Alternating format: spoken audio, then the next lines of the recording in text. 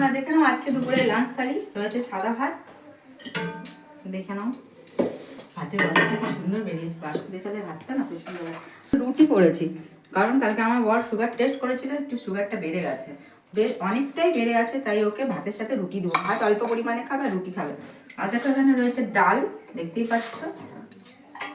আর এখানে আলু সেদ্ধ করেছি, যেটা আমার বর একটুও খাবে না, আমি আমার মেয়ে খাবো। মানে আলু আর করলা মাখা আছে। আর আমার বরের জন্য করেছি করলা ভাজা, এটা আমরা খাবো না।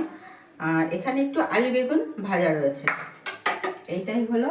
আর এখানে আছে দেখো আলু দিয়ে বেগুন দিয়ে একটা মশলা দিয়ে তরকারি, আর টমেটো দিয়েছে আমাদের। দারুণ হয়েছে, গন্ধটা খেতে খেতে দারুণ হয়েছে। আর এখানে দেখো মটরশুঁটি আছে, এটা বিকেলে ঘুগনি হবে। এখনই আমার বর কিনলো, 20 টাকা করে কিলো। লাঞ্চ থালির সঙ্গে এটা দেখে দিলাম। তো আজকে লাঞ্চ থালিটা তোমাদের কেমন লাগলো বলো। আবার আসছি নতুন কিছু নিয়ে, ততক্ষণ জানা টাটা।